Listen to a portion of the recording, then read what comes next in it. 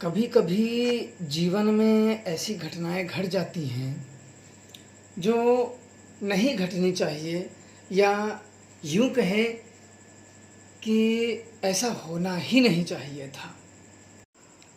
ऐसे ही मेरे जानकार एक मित्र थे जो अवघड़ थे, और उन्होंने मुझे बताया कि एक ऐसी घटना घटी है जो कि बड़ा दुखमय है। तो वो भी गए नहीं थे, उनको उनके मित्र ने बताया था। ओझा थे, ओझा जो मतलब घर इधर उधर होते हैं, शरीर पे बुलाते हैं, और वो अपने घर गृहस्थी में रहते हैं। तो उन्होंने काफ़ी देखा और ठीक नहीं हुआ, तो उन्होंने उनसे संपर्क किया। तो वो मुझसे भी कहे कि आप चले जाओ, और मैं थोड़ा सा कुछ क्रिया में हूँ, मैं नहीं जा सकता। तो मैंने बोला आप ही चले जाओ। बोले कि बड़ी दिक्कतें हैं। काफ़ी उन्होंने रिक्वेस्ट किया तो मैं मान गया कि चलो अच्छा ठीक है। तो मैंने उनसे कहा कि माजरा क्या है। उन्होंने कहा कि आप जाइए और आप अपने स्तर से जांचिए कि क्या माजरा है, क्या बात है। तो मैंने कहा कि आप पहले मुझे फ़ोन नंबर उनका दे दीजिए, मैं हो सकता है शक्तियों को भेज के अगर ठीक हो जाते हैं तो हमें जाने की क्या ज़रूरत है। वैसे भी मैं जाना नहीं चाहता था। उन्होंने कहा ठीक है। तो फ़ोन से पहले लाइन से मेरी बात कराई।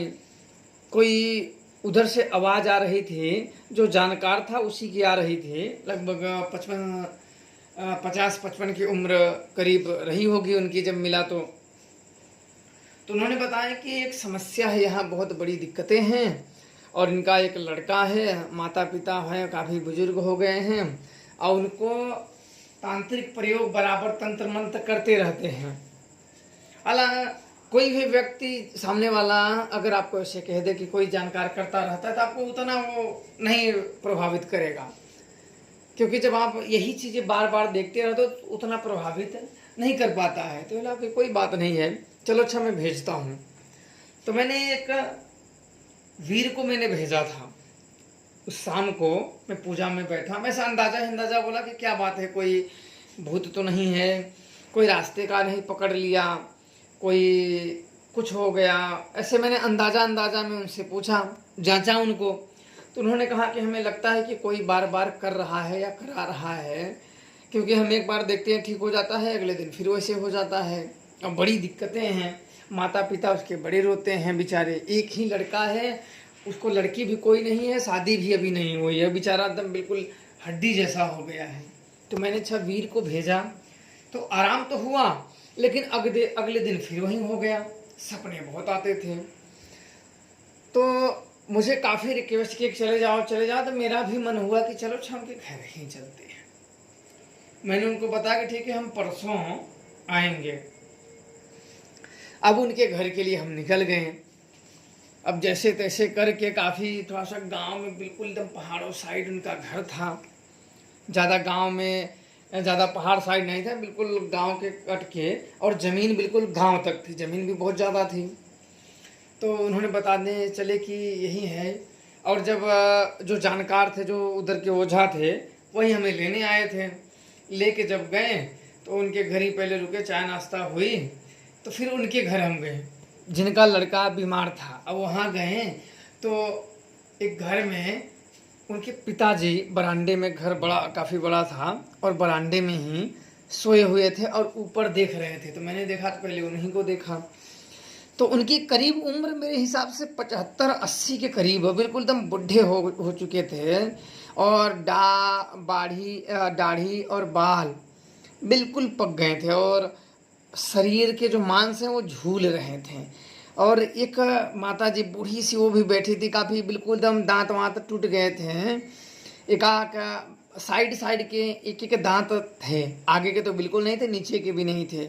और हाथ में उन्होंने हसूली पहन रखा था, मोटा सा, और ऊपर हसूली जैसे पहले के बुजुर्ग पहनते थे। उन्होंने उन बुढ़े का, वो जो बूढ़े थे उनके पैर दबा रही थी, और बिल्कुल जो जो बुढ़े थे वो बिल्कुल एकदम ऊपर ही एकटक ही देख रहे थे, जैसे बहुत ही गहरे विचार में डूबे हों और बड़ी उनके अंदर ही अंदर कष्ट हो और वो बता नहीं पा रहे हों उस कष्ट को।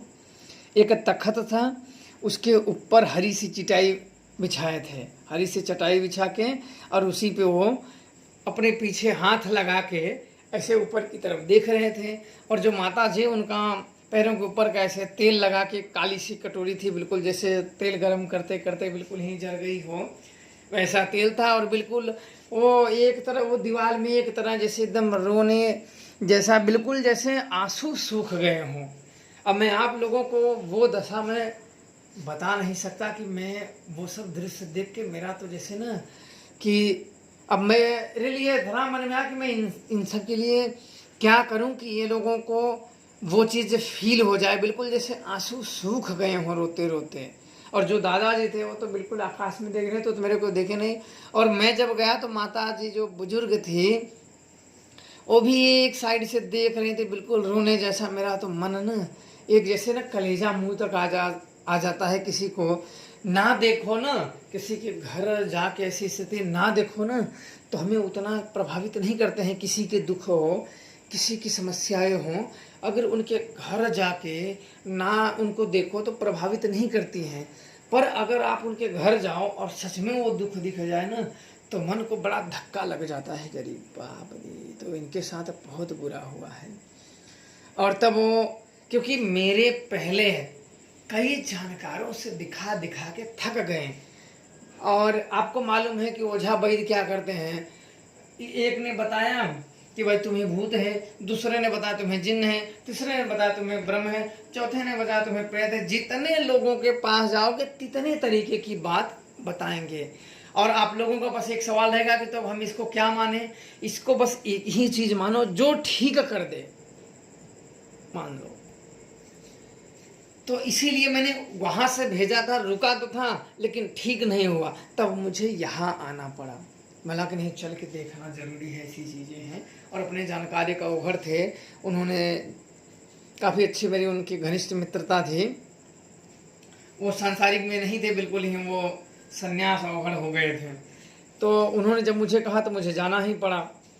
तो इनके सब देखे तो फिर माता जी उनको नमस्कार आदि हुई, मैंने भी नमस्कार किया।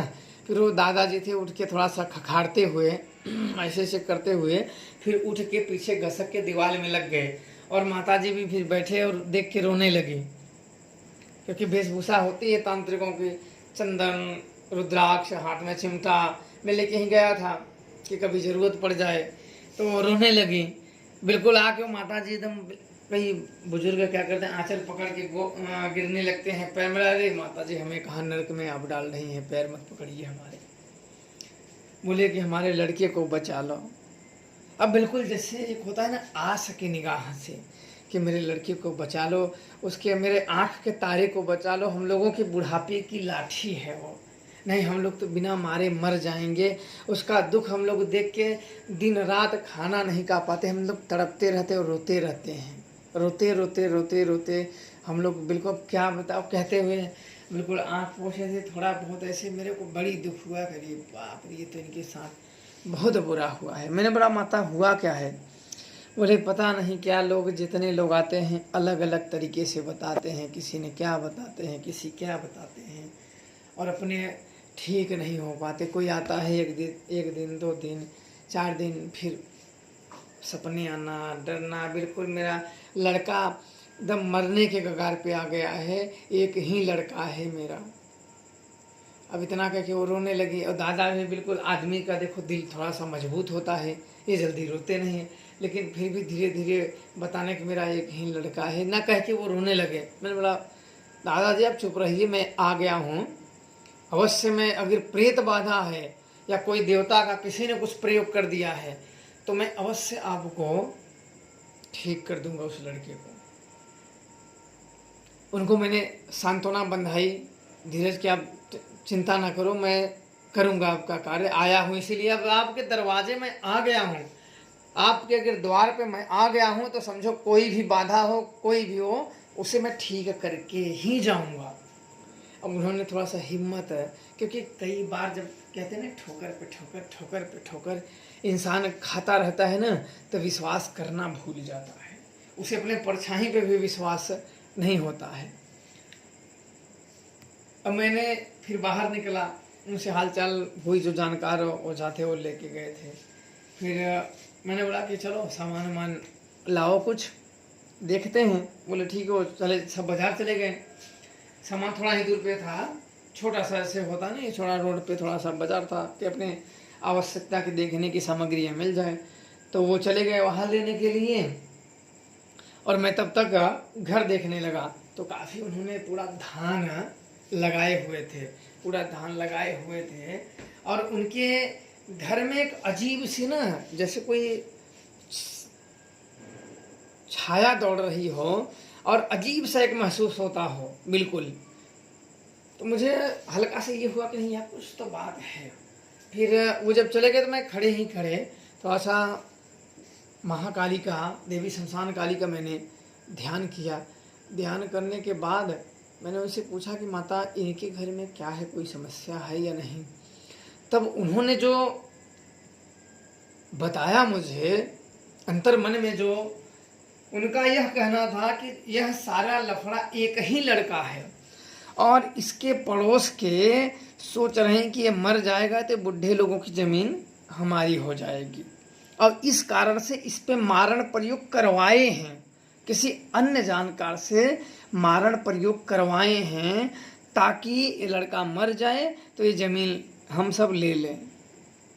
मैंने ऊपर से जान लिया। फिर मैंने फिर नेत्र मैंने खोला तो फिर इधर उधर घूमने लगा। तब तक 10 मिनट में वो लेके आ गए, सामान लेके आ गए। आने के बाद बोले चलो, तो थोड़ा सा चटाई उटाई फिर नीचे बिछाएं, उसके ऊपर गद्दा बिछाएं, बैठने का सब जो जितना भी सामग्रियां थी सब उन्होंने लाए। लाने के बाद तब मैंने कहा लड़कियों को बुलाओ, तो पता चला कि वो उसको उठा के लाना पड़ेगा। बिल्कुल बेचारा, उसकी उम्र अगर देखता हो तो बहुत होगी, 21 से 22 साल होगी, इससे अधिक नहीं होगी अंदाजन।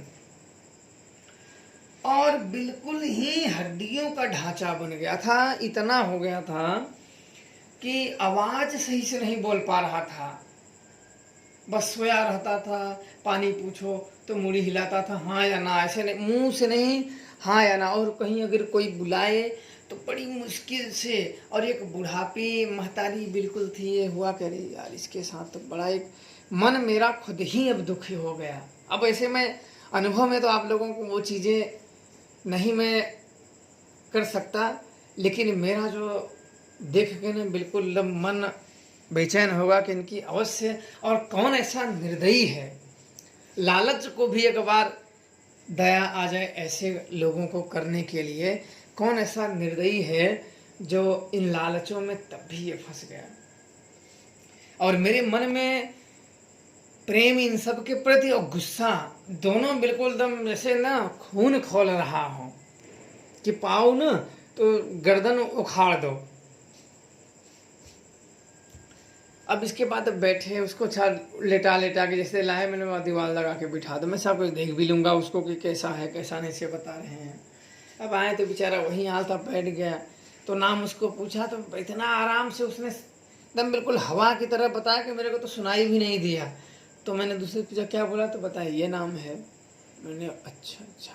तब मैंने उस समय पे सामग्रियाँ एकत्रित की, भोग दिया, और फिर मेरे सुजान पे जानकारी एकत्रित करने के लिए मैंने भेजा कि क्या हुआ है, क्या बात है। इसके बाद मैं ऐसे बैठा रहा। कुछ समय के बाद जो उसने बात बताई, बिल्कुल चौंकाने वाली बात बताई, और मेरे तो पैरों तले जैसे ज़मीन खिसक गई हो कि ऐसा भी किया जा सकता है। इसी का जो ये दादा हैं, इनका सगा भाई, ये लोग 3 भाई थे और सबके लड़की लड़का हैं, पर इनके एक ही लड़का था, और इनकी बहुत ज़्यादा ज़मीनें थी, 600 बीघा। पहले के ज़माने में 600 बीघा ज़मीन थी, और उस ज़मीन के लालच में इन लड़के पे इनका ही सगा भाई तंत्र प्रयोग करवा दिया था लड़के पे, ताकि वो मर जाए और ले लें। और बाद में संतोना भी देते थे, हाँ कोई बात नहीं, हम कर देंगे, इधर करा देंगे, एक विश्वास है। और उसने किसी एक बहुत अच्छे जानकार से मारण प्रयोग कराया था और लगभग वो सफल 90% सफल हो गया था। 90% सफल हो गया था। उसमें कई शक्तियां थी, आप लोगों को नहीं पता होगा शायद। एक टुनमत कालिका होती है। कालिका कई रूपों में पूजी जाती है। एक होती है काली, महाकाली, शमशान काली। एक कालिका होती है। कालिका एक शमशान की प्रेतनी होती है, प्रेत शक्ति होती है, जिसे कालिका कहते हैं। वो काली नहीं, वो कालिका कहलाती है। कई लोग उसे टुनमत कालिका कहते हैं, कई लोग कालिका कहते हैं, कई लोग मरघट की कालिका कहते हैं। उसका नाम वही है। उसे कई लोग टुनमत कालिका कहते हैं, कई लोग कालिका कहते हैं, कई लोग मरघट की कालिका कहते हैं। इसको शरीर सुखाने के लिए प्रयोग किया गया था। बलि दे के, बकरे की बलि दे के। मैंने बोला अच्छा। और मैं इसलिए मैं ये जानता हूँ टुनमत कालिका है, शमशान कालिका को मैं इसलिए जानता हूँ क्योंकि मैंने जब एक साधक पे शमशान कालिका को प्रयोग जब किया गया था, मरघट की कालिका, क्योंकि मैं थोड़ा सा, हम लोग कभी मरघट की कालिका बोले नहीं थे ना, तो थोड़ा सा वो याद नहीं आता है। तो मरघट की कालिका की थी। जब मैंने शमशान काली से प्रार्थना की, जब मरघट कालिका को पकड़ के हाजिर किए, तो मेरे को पहले लगा ना, पहले मैं सोचता था कि मरघट की कालिका और शमशान काली एक ही हैं। जब मैंने लोगों से सुना था, तो बाद में जब इसको हाजिर किया ना, तो पता चला ये तो एक भूतनी है, प्रेतनी है, कालिका, जो इसका नाम है। मैं अरे यार, ये तो बड़ा अजीब बात है। अगर इनके भक्तों को पता चल जाए ये तो उखड़ जाएंगे। कह रहे सही, जाहिर सी बात है, किसी भी देवी देवताओं को उसकी पूजित शक्तियों कैसे बोलोगे तो वो फिर गड़बड़ा ही जाएगा ना। मतलब अरे यार, तो बड़ा गड़बड़ है। तो टुनमत कालिका, कई लोग, आप लोग जानते होंगे, जो जानकार होंगे वो टुनमत कालिका को जानते होंगे। वो टोना का मतलब होता है शरीर को सुखाने लगती है। बिल्कुल शरीर कमजोर होने लगता है, शरीर सूखने लगता है, उस तरीके से वो टुनमत कालिका।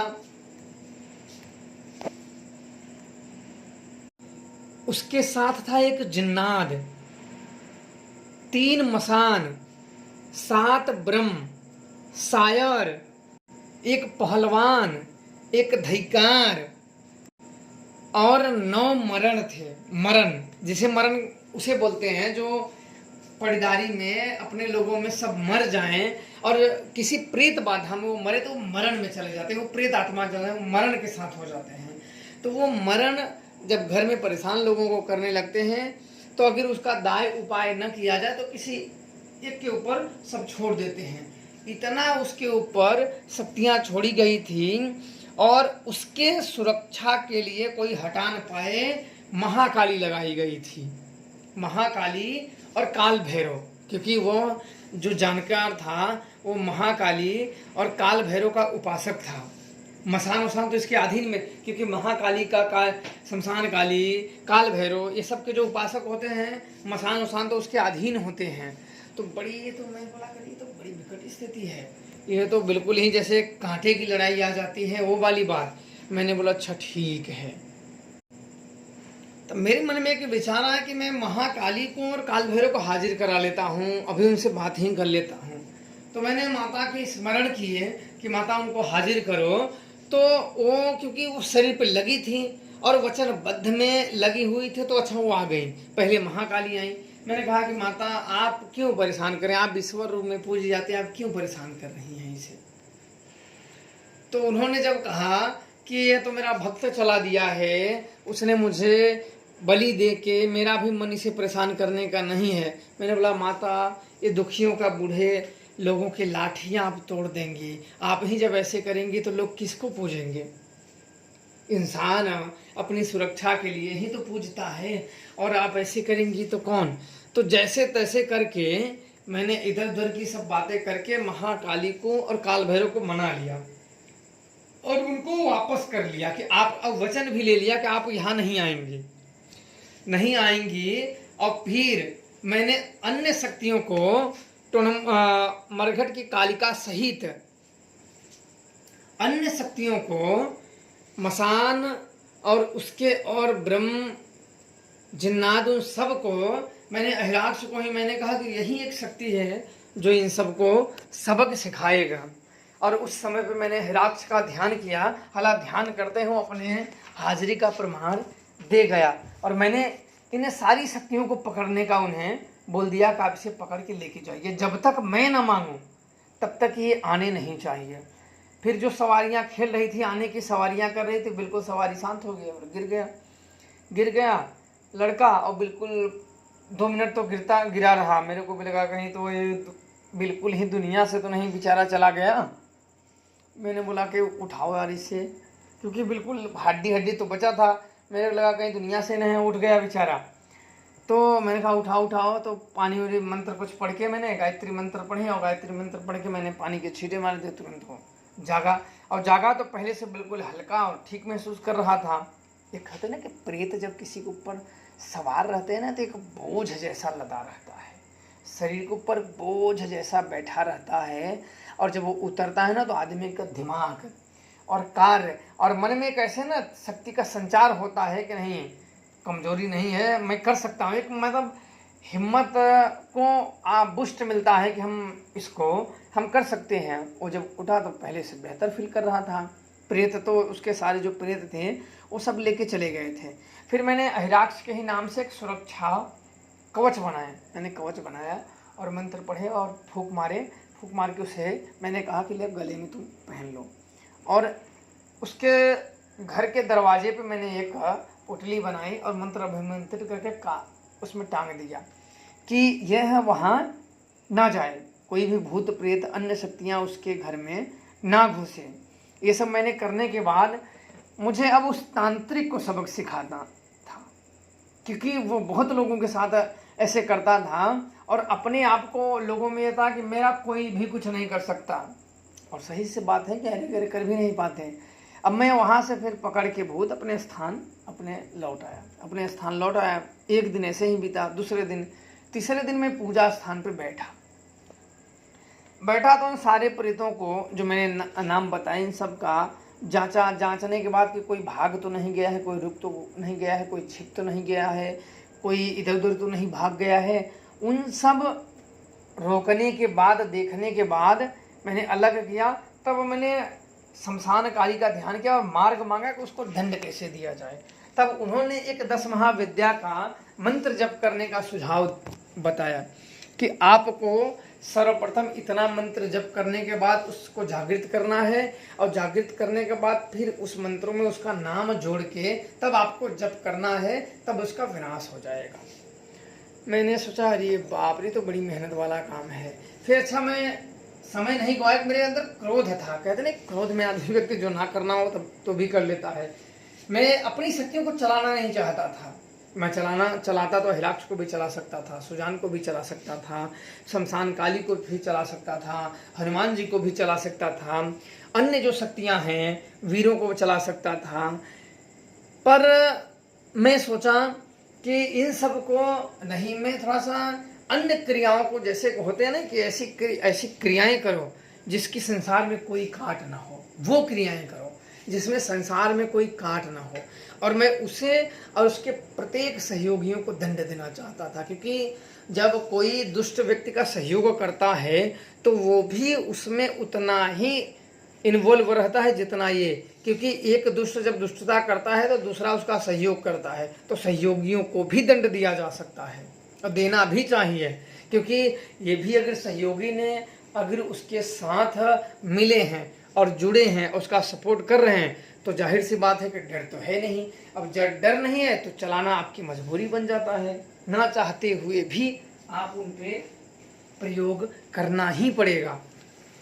फिर मैंने उन प्रयोगों को पहाड़ों पे करना उचित समझा और मैंने एक फोटो उसके आज के मालूम है ना कि लोग फोटो तो इधर उधर मिल ही जाता है कहीं, और मुझे उसका फोटो मिल गया और फोटो की ही तो जरूरत थी मुझे। अब फोटो मिल गया, मैंने एक पुतला बनाया उसके शमशान की, मैंने राख ली और 2 जगह की और राख लिया और 7 कुओं का पानी मैंने लिया, 7 कुओं का पानी लिया और वहाँ से मैंने एक आया और मंत्र जपते हुए पुतला बनाया।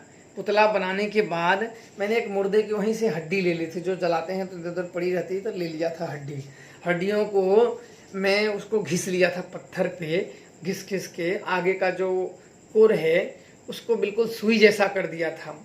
अब देखो, कहते नहीं कि कर्मों का विधान आपको उलट करके मिलता ही मिलता है। इसलिए बुद्धिमान व्यक्ति तो केवल वही है जो कोई भी कार्य करने से पहले एक बार नहीं 100 बार विचार कर ले कि उस कार्य का परिणाम क्या होगा।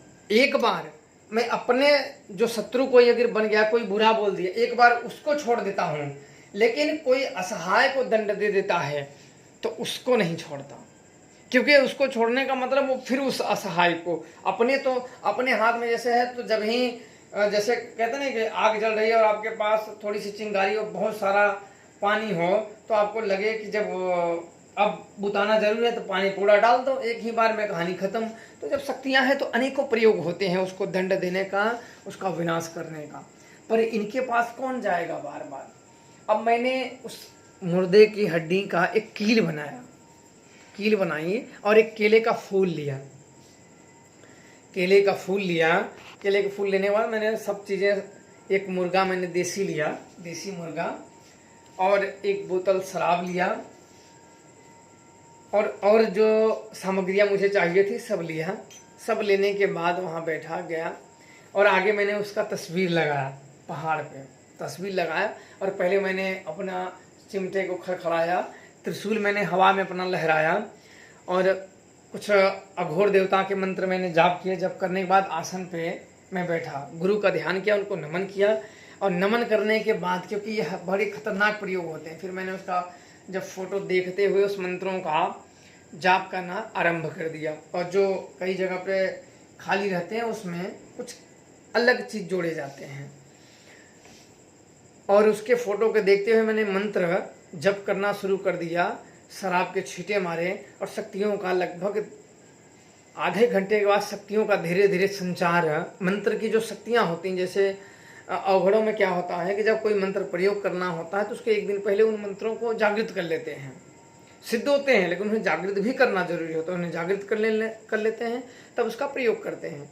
तो मैंने मंत्र को जपना शुरू कर दिया। जब आधे घंटे वो मंत्र अपना प्रभाव में आने लगा, आते आते पुतला के ही ऊपर उसका फोटो था, फिर पुतला था। पुतला में प्राण प्रतिष्ठित मैंने पहले से ही कर लिया था।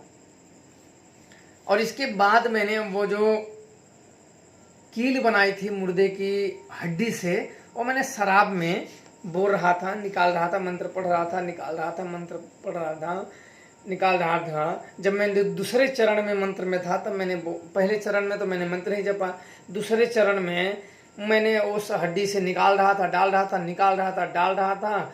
चौथे चरण में, 4 चरण में, एक ही रात में मंत्रों को 4 चरण जपना पड़ता है, फिर चौथे चरण में क्रिया करनी पड़ती है। फिर क्या हुआ कि तीसरे चरण तक मैंने मंत्र जपा, चौथा चरण जपना शुरू कर दिया। तो मैंने क्या किया कि उसके सिर में मैंने वो जो हमने कील बनाई थी उसको डालता फिर निकाल लेता, डालता फिर निकाल लेता, डालता फिर निकाल लेता, डालता फिर निकाल लेता।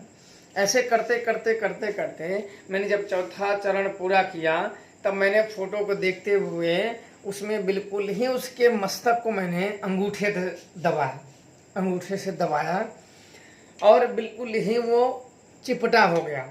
तो मैंने छोड़ दिया और फिर मैंने वहीं गड्ढा, शराब दिए, बलि विधान किया, क्योंकि अपने साथ एक जन को ले लिया था, उनको दूर बैठा था, बलि विधान किए, शक्तियों को बलि दिया। बलि देने के बाद हमने एक गड्ढा करा, गड्ढा करने के बाद वहाँ दबा दिया और वापस चलाया, नहाया और सो गया। सुबह में उधर से फोन आया कि उनके जानकार के सर में कोई नस गड़बड़ हो गई है, बिल्कुल पैरालाइज हो गया है शरीर। जो जानकार था, जो अपने तांत्रिक बनता था, उसका पैरालाइज हो गया है और लकवाग्रस्त हो गया है और वो हॉस्पिटल में भर्ती है। मैंने बोला कि मर जाने दो, उसकी वही सजा है। और हाँ, इसमें अगर हड्डियों को आर पार अगर कर दो तो उसकी मृत्यु भी हो जाती है। इसलिए, और हाँ, ये मंत्र जागृत होने चाहिए, ऐसा नहीं कि मंत्र बिना जागृत के ही कार्य करना आरंभ कर दे, क्योंकि 10 महाविद्या में बड़े खतरनाक प्रयोग हैं। फिर कुछ दिन ऐसे बीतता गया, लगभग 3 महीने तक। बाद में उन्होंने ही मेरे को, जो मुझे भेजे थे, बोले कि अरे आदिनाथ अब तो छोड़ दो, उसे बेचारे को अब शायद हो सकता है कि अपने किए का दंड इतने समय में समझ गया होगा। मेरे को लगा ना कि इसे दुनिया से हटा ही देते हैं, कम से कम कुछ तो हल्का हो। तो बोले कि आप क्या किसी को हटाओगे, भगवान की मर्जी है, जाने दो और अपने पाप ना कमाओ। बाद में उसका पता चला कि भाई उस लड़के का सब बढ़िया हो गया है, दवा ववा हुई, वो भी मस्त हो गया है, उसकी शादी हो गई और बिल्कुल ही सही थे। शादी में उसके मेरे को कार्ड आया था, पर मैं जा नहीं पाया, व्यस्त होने के कारण मैं उस लड़के की शादी में जा नहीं पाया। बाद में 5 महीने में मैंने उस तंत्रों का मैंने गया उस स्थान पे, और फिर वो जो प्राण प्रतिष्ठित तो मैंने पुतला बनाए थे उसको वापस मैंने विसर्जित कर दिए। बाद में वो धीरे धीरे उसका लगभग 1 महीना और लगा उसको ठीक होने में। तब मैं उससे मिलने गया था। मैंने कहा कि आप ऐसे काम क्यों करते हो? बोले अरे मेरे से गलती हो गई, मैं पैसे के लालच में आ गया। बोला ऐसा आपको नहीं करना है। सीधा उसने गलतियां भी मानी, मुझे भी, वो भी छोड़ दिया, मैंने भी छोड़ दिया उसको, वो भी अपनी गलती मानी, मैंने भी छोड़ दी। कोई बात नहीं, दोबारा ऐसी चीज़ें मत करना। आपके करने से कितना वो अपने जीवन में रोते रोते इस दुनिया से विदा होते हैं। कोई बात नहीं है, अपने कर्म हो, दुख है कोई बात नहीं, लेकिन किसी के लिए ऐसे मत बनो। मैं वो बोले कि मैं इतने समय में जान गया कि कोई किसी का नहीं है। मैं बोला हाँ, अब समझ गए ना, कोई किसी का नहीं है, वो भी ठीक है। अभी मेरी कुछ दिन पहले उस लड़के से बात हुई थी तो अचानक मुझे वो अनुभव याद आ गए। उसका लड़का जब हुआ था, एक लड़का पुत्र की प्राप्ति हुई थी, तब मेरे को फ़ोन किया था, बुला रहा था, लेकिन समय ना होने के कारण मैं नहीं जा पाया। तो मुझे वो अनुभव याद आ गया, तो मैं सोचा कि आप लोगों के साथ अवश्य शेयर करूं। उनके माता पिता अभी भी हैं, लेकिन काफ़ी बूढ़े हो गए हैं, बिल्कुल ही अब तब लगा हुआ था। वो बोले कि माता पिता आपको बोल रहे थे, उनका पिता तो काफ़ी बूढ़े और बहुत ज़्यादा बूढ़े हो गए हैं, पर माता भी थोड़ा सा ठीक है। बोले कि बुला रही थी कि वो एक बार आए यहाँ हैं।